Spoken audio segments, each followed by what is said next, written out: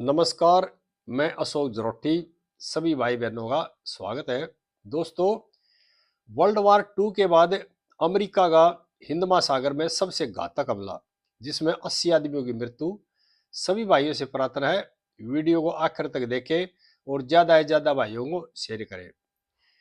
Iran और America का जो युद्ध चल रहा है, इसमें अमेरिका ने ईरान के जहाज को डुबो दिया टारपीडो मार करके। ये खुद अमेरिका ने क्लेम किया है कि हमने टारपीडो मारी है, इस जहाज को डुबोया है, लेकिन अभी क्लियर नहीं हुआ है। जहाज का जो डूबने का असली कारण अभी नहीं पता, लेकिन क्लेम किया है अमेरिका ने। और 80 आदमियों की मृत्यु हुई है इसमें। हमारे जो नेता ना विपक्ष के, वो इस पे यानी आंसू बहा रहे हैं। कह रहे हैं प्रधानमंत्री मोदी ने बोलना चाहिए, भारत सरकार की विदेश नीति फेल होगी, इस तरह की बातें करते हैं। और ये कह रहे हैं कई नेता दो कि ये जहाज एक तरह से हिंदुस्तान का मेहमान था। ये जो ईरान का जहाज था, ये ईरान और भारत और कई देशों की सेनाएं, नेवी थी जो है, वो मिल करके युद्ध अभ्यास कर रही थी। और ये इस अभ्यास का नाम था मिलन, यानी हर साल करते हैं इस तरह के अभ्यास। और मिलन 2026 की समाप्ति के बाद ये जहाज वापस जा रहा था। ये जो मिलन एक्सरसाइज थी, ये 18 फरवरी से लेकर 25 फरवरी तक चली थी विशाखापट्टनम में। और विशाखापट्टनम से ये जहाज जा रहा था वापस ईरान में।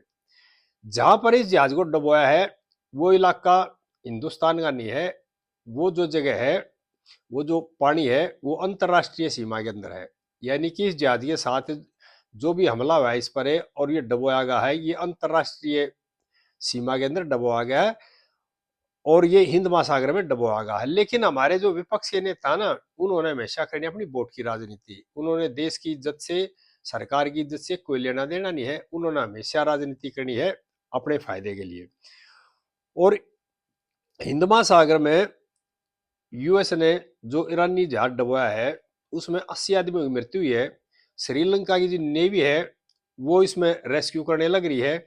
और ये जहाज श्रीलंका से करीब 45 मील के करीब दूर था, जो कि भारत से काफी दूर था और श्रीलंका के नजदीक ज्यादा था। पहली कॉल जो हुई थी वो श्रीलंका को मिली थी। उसके बाद श्रीलंका की नेवी एक्टिव हुई और श्रीलंका की नेवी इसमें रेस्क्यू कर रही है। अभी तक जितनी मौतें हुई ना, पूरे आंकड़ों का नहीं बेरा है।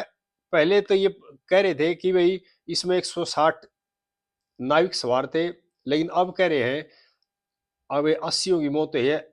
बाद में क्लियर होगा कितने की मौत हुई, कितने हुए थे। अभी तक पूरे फिगर नहीं है इसमें कितने आदमी सवार थे। लेकिन क्या है, हमारे जो विपक्ष के नेता ना, उन्हें अपनी करनी है राजनीति। उनको कोई इनको मुद्दा ठाना चाहिए।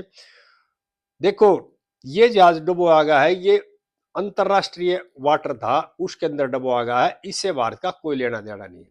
लड़ाई है इजराइल अमेरिका ईरान की। जो सीमा थी वह अंतरराष्ट्रीय सीमा थी, उसके अंदर इसको डुबोया गया।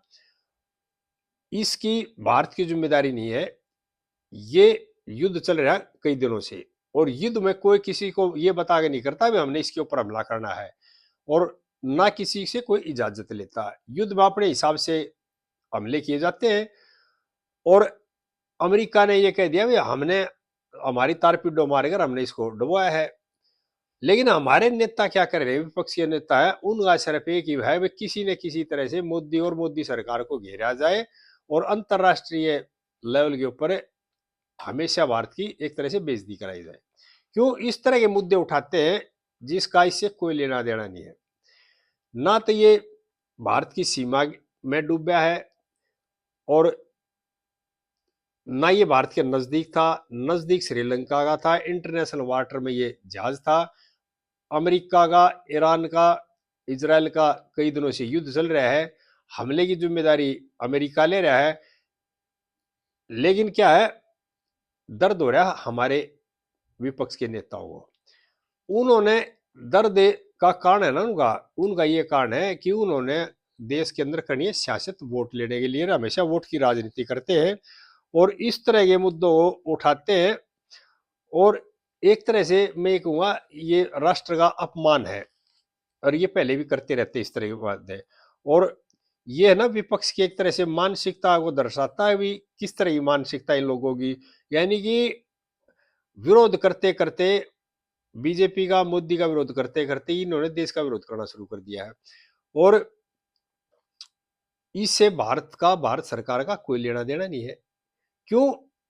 अंतर्राष्ट्रीय सीमा में ये घटना घटी है और यूएस ने जिम्मेदारी ले ली, हमने डुबोया है, हमने तारपीडो मार करके। वो मामला ईरान का है, अमेरिका इजराइल का है, भारत का इससे क्या लेना देना है। लेकिन क्या है, हम अपने सरकार की और अपने देश की और प्रधानमंत्री आलोचना करने से बाज नहीं आ रहे, अपनी खोखली राजनीति करने के लिए। मेरा ये भी आवेदन है विपक्ष के नेताओं से, अगर इस तरह के जो बयान है ना, इस तरह की जो आलोचना है, उससे देश के सम्मान को तो ठेस पहुंचेगी, लेकिन आपके जो दिमाग की दिवालियेपन का भी दुनिया को पता लग रहा है। क्यों? इस तरह के जो युद्ध चल रहे हैं, इसमें क्या हम अमेरिका से, इजराइल से पंगा लेकर के या ईरान से पंगा लेकर के हम भी इस युद्ध में शामिल हो जाएं? लेकिन हमारे विपक्ष के लोग यही चाहते हैं, अभी किसी भी तरह से भारत को भी इस युद्ध में घसीटा जाए। लेकिन हमारे देश की सरकार, हमारे प्रधानमंत्री फूक फूक कर बहुत ही समझदारी से कदम रख रहे हैं।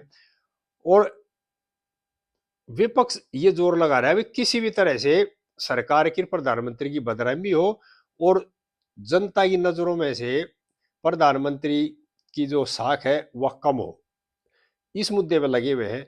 लेकिन हमारे जो प्रधानमंत्री है, हमारे देश की जो सरकार है, वो बड़े फूक फूक का कदम रख रही है। और दुनिया में हालात इस तरह के बन चुके हैं, अभी बिल्कुल फूक फूक के कदम रखने की जरूरत है ये फिलहाल में। सभी भाइयों से प्रार्थना है इस वीडियो को ज्यादा ज्यादा शेयर करें, आगे इस तरह बातें फिर शेयर करते रहेंगे। जय हिंद देशवासियों।